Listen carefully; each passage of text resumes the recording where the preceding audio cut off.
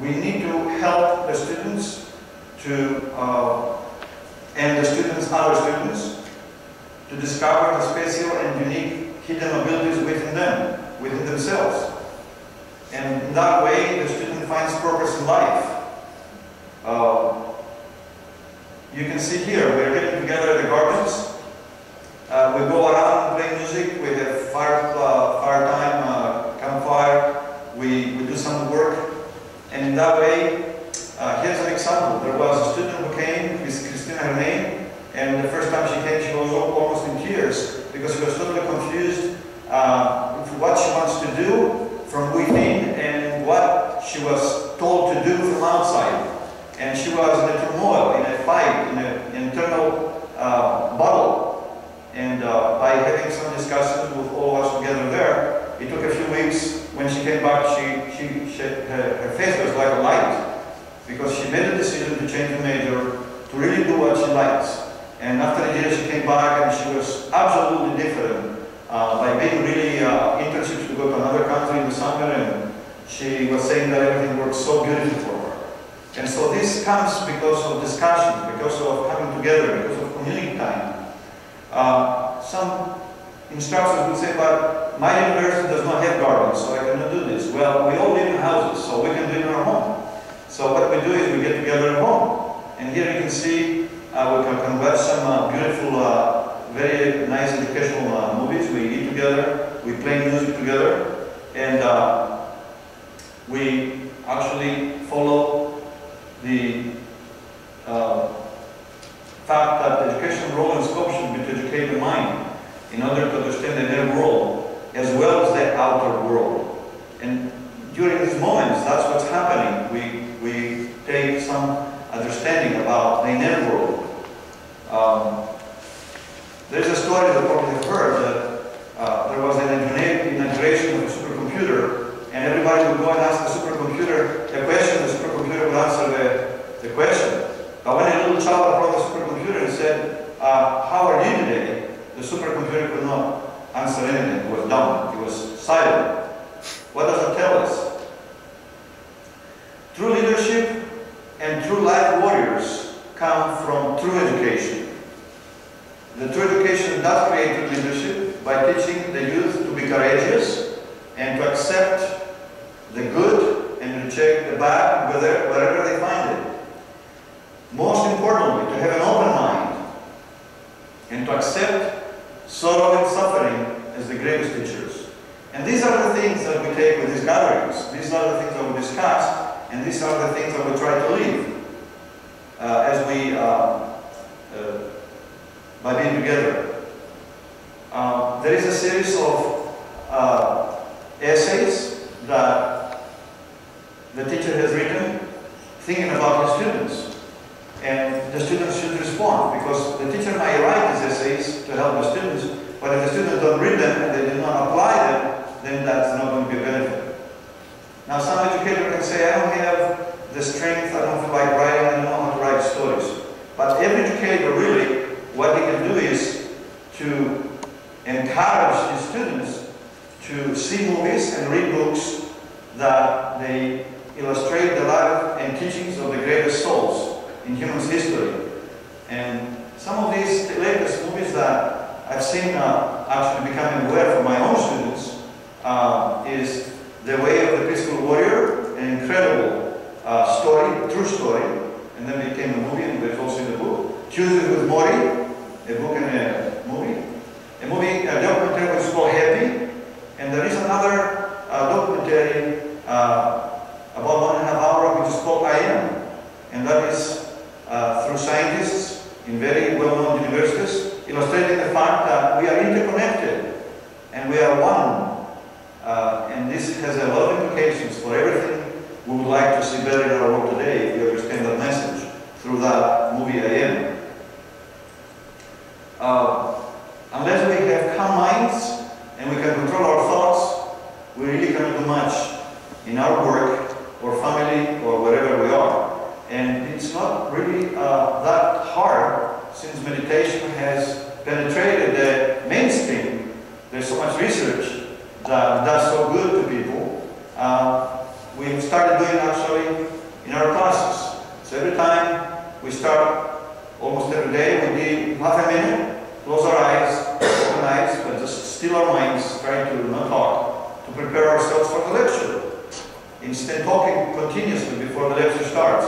And one student reported just a few days ago, I've never found so much peace walking into a lecture hall as I found walking into your lecture, which is not beautiful and moving, really common to know. Even one student, if he feels that way, is worth doing it. But I know a lot of students, they really feel that way.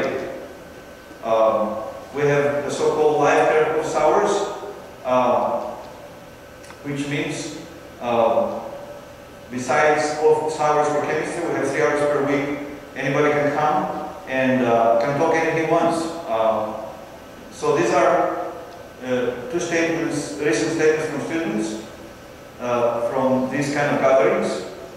So each instructor can do this to give some more time, to be a little bit extra mile, which really brings to the point that educators will be able to do this if they love what they're doing. And that is important, so important with our relationship with campus to really encourage the students to do what they love. Because if they will become more educators too, if they don't love to be educators, they will not be able to do these things and help other students. And that is why it's so profound and fundamental to really do what you love. Because an educator who does not like to teach, he will not have the strength to do these things that we're doing in this time here. And that is why it's important to emphasize the fact that you must find out what you need to do to fulfill your needs and to use your talents. And this is what we're trying to do with all these meetings, for the students to really come to that kind of knowledge.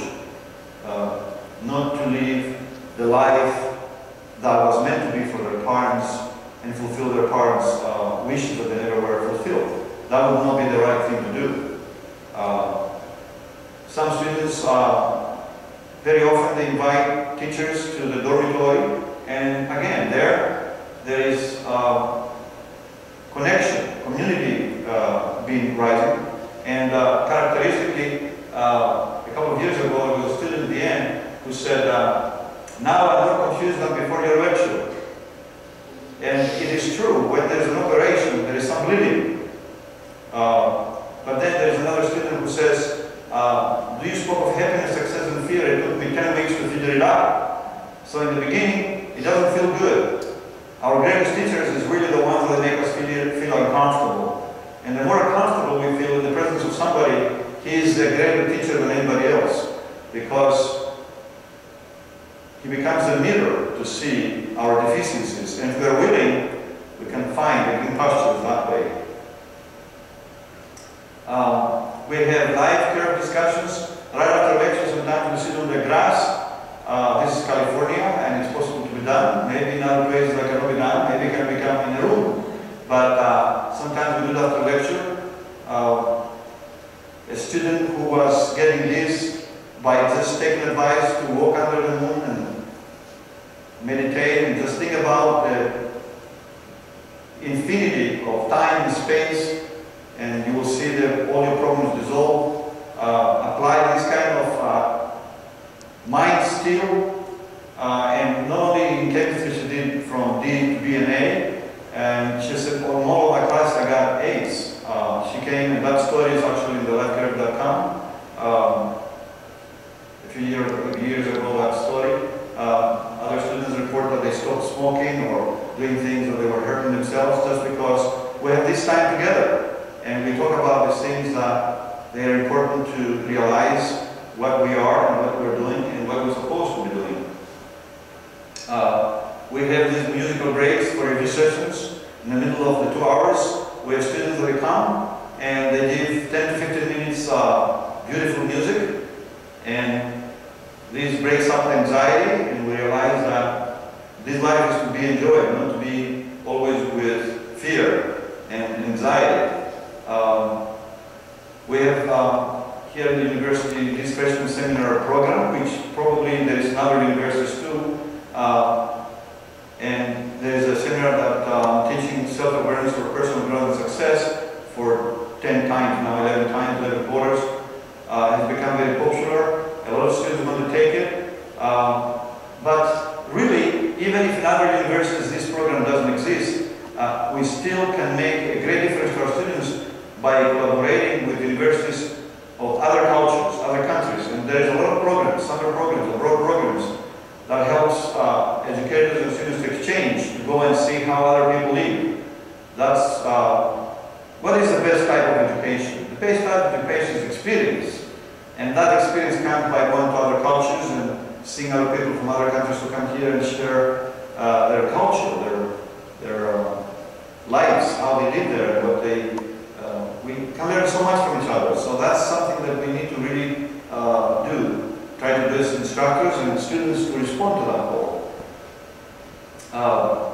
A student of mine, Brian Tu, who's today a medical student at Einstein University. Actually, a couple of years ago, I was videotaping this type of talk here.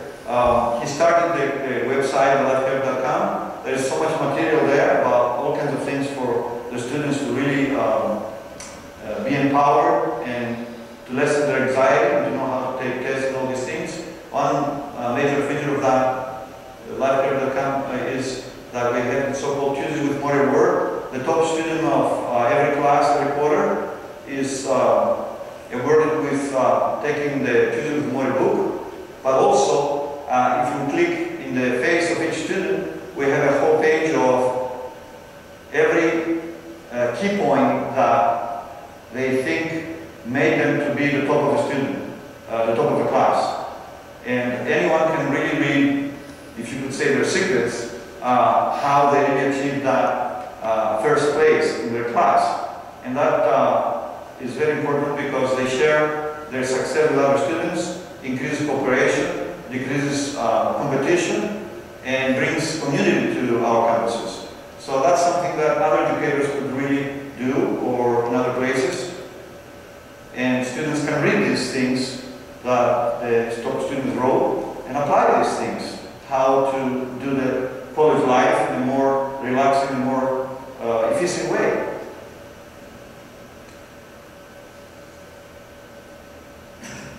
Students can empower other students.